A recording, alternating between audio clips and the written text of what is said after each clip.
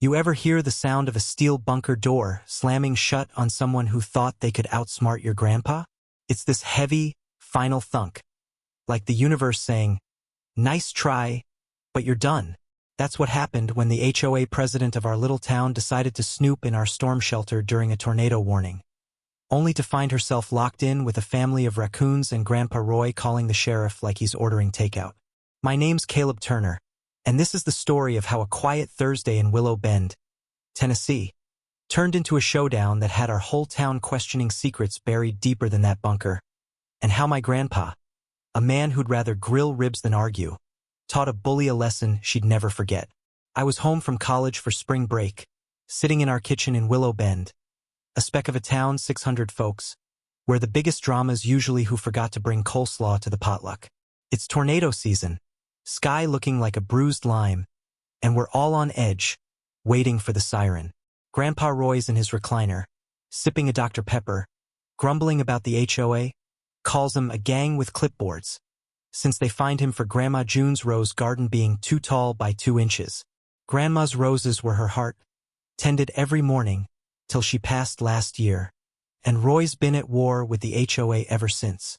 Enter Vivian Holt, HOA president, a woman who speaks in rulebook jargon and once ticketed a widow for unapproved mailbox font. She's got this way of smiling that makes you feel like you owe her money, and she's been hounding Roy for months, claiming our storm shelter's non-compliant with some vague setback rule. That Thursday, the tornado siren's whining, and we're headed to the bunker, a concrete vault Roy built in '84, tucked under the backyard. I'm grabbing blankets, my cousin Nate's hauling snacks, and Mom's insisting we bring the meatloaf, 'cause storms don't cancel dinner. Then Nate spots Vivian in our yard, crouching behind the birdbath with a notepad, scribbling like she's on a CIA mission. "What the hell?" I whisper. Roy's eyes narrow, but his voice stays calm, deadly calm. "Y'all get in the shelter. I'll deal with the spy." I figure he's gonna chew her out, maybe wave his cane. Nope. 10 minutes later, we're in the bunker and Vivian's inside with us. Only Roy's locked the door, tossed the key in a garden gnome's hat, and called Sheriff Dan. "Got an intruder in my shelter, Dan," he says, cool as a cucumber. "She's secure till the storm passes."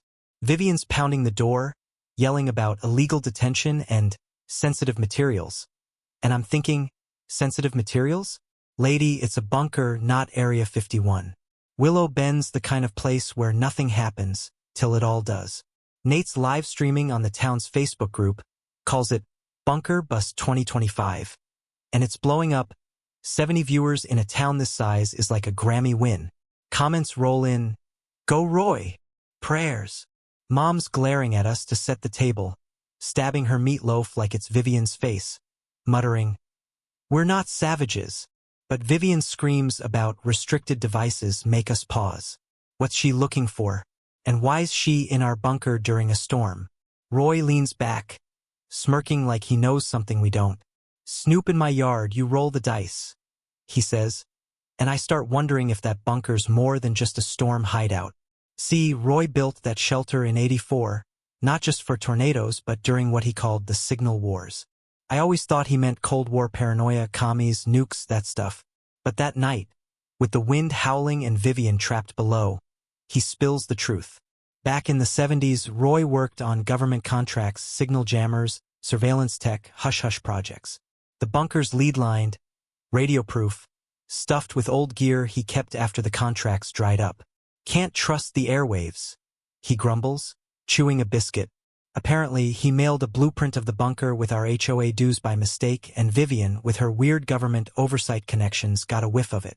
"She's not just HO," I say to Nate, heart racing. "What if she's like a Fed?" Nate's eyes go wide. "Dude, what's in that bunker?" The siren stops, air heavy and still. Roy grabs the key from the gnome. Sheriff Dan's pulling up, flashlight in hand, looking like he'd rather be fishing. "Ready to meet your spy, Dan?" Roy asks, grinning. Dan sighs. "Hope she's not tamed those raccoons yet." The door creaks open and it's not what we expect. Vivian's not raging. She's sitting on a rusty chair, staring at a dusty black crate like it's the Holy Grail. Nate freezes, Stop streaming. Dan clears his throat, all business. What's in the box, Roy? Vivian looks up, voice shaky. This is government property. Classified, maybe. Roy doesn't flinch. Was classified. Now it's mine. Dan's squinting like he's stuck in a spy novel. Earl, I came for a trespassing call. Not a damn X-Files episode. Vivian stands, brushing off her slacks. I wasn't snooping. I was investigating. The HOA got a tip, unregistered tech, military grade, right here. I can't help it. A tip? From who? The CIA's lawn care unit. She ignores me, voice dropping. We work with oversight groups. Not every HOA meeting's about cupcakes. A chill runs through me. This woman, who once fined us for a chipped gnome, has government ties? Roy leans against the wall, casual but sharp. Let me guess. Your fancy satellites saw a dead zone over my bunker. Been scrambling signals since Carter was president. Built it for ham radio research, you know. Dan mutters about early retirement. Vivian's rattled but presses on. That crate could expose illegal wiretaps, surveillance programs, tests on American soil, stuff buried in the 90s. Roy smirks. Just old papers, blueprints, junk that'd make some suits sweat. My junk, though. I step forward, pulse pounding. Grandpa, what's in there? He chuckles, dark.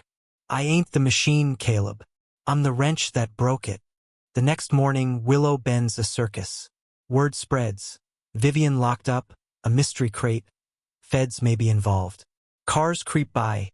Neighbors peer over fences. Someone leaves brownies with a note. For the fight. Vivian doesn't press charges. Instead, she shows up at our house. No clipboard, just a notepad crammed with codes and questions.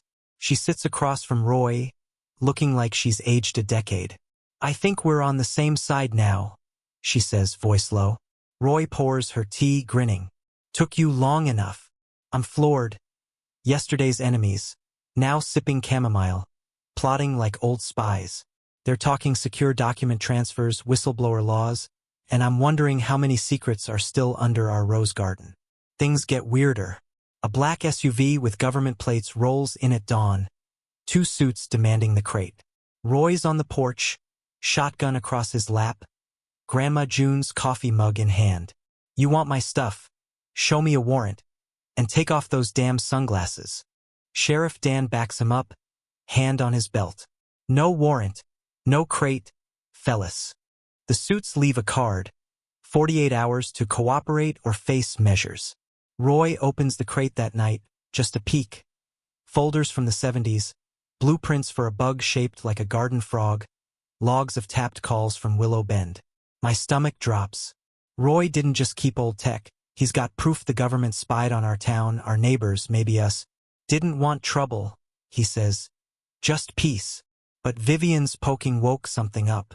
The town's on fire with rumors. Signs pop up. Roy's right. Vivian's a snitch. Someone sells Bunker Truth cookies at the diner. The HOA's in chaos, demanding Vivian resign for unlawful detainment participation. She quits in style, handing in a sparkly pink letter, declaring, I'd rather host raccoons than fight over mailbox colors. The crowd claps, stunned. Roy's fixing the bunker. New air filter. New lock. Calling it Fort Roy. But Vivian drops a bomb. That air filter swap? Pinged a Cold War satellite, an old surveillance net still listening. Your bunker's a ghost, she says. And you woke it. Another SUV creeps in at midnight, lights off. Roy, in slippers, shotgun ready, walks up with Vivian, who's clutching redacted papers. Dan's there, tipped off by Roy's buddy Hank, a ham radio nut living in a trailer. The suit hands Roy an envelope. This never happened. And bolts. Inside, a 1982 letter names Roy custodian of Project Laurel Pulse. A nuclear-proof comms hub, declassified in '95, but still pinging a dead satellite. Vivian's pale. They watched our town, Roy. Our people. He tucks the letter under a floorboard. Now it's ours. Willow Bend can't stay quiet. Roy and Vivian hold a town hall at the VFW, explaining the bunker as a retired emergency system, documents archived for history. Nobody buys the full story, but they cheer, feeling part of something wild. The bunker's a landmark now, $5 tours, $10 for Roy's raccoon attack tale with harmonica. Vivian writes a book, Locked and Liberated, sparking HOA resignations across Tennessee. Roy runs for neighborhood council. Less spying, more living, and wins. The town blooms, bakeries open late, libraries got a spy exhibit, and folks aren't just neighbors. They're a tribe, bonded by a secret they'll never fully know. But here's the kicker. A month later, I'm cleaning the bunker for Roy's tours, and I find a logbook, half buried under old magazines. It's got call transcripts, neighbors, church picnics, even Grandma June's book club from '79. Roy knew the feds were listening, kept it quiet for decades. Was he protecting us? Or hiding his own role? And that satellite, Roy says it's bored, but what if it's still watching? Did we win or just trade one secret for another? What do you think? Was Roy a hero for locking Vivian in? Or did he play a dirtier game? Ever had a neighbor or HOA dig too deep? Drop a comment, tell me where you're watching, share your stories. Like, subscribe, and let's keep spilling the crazy so you don't have to.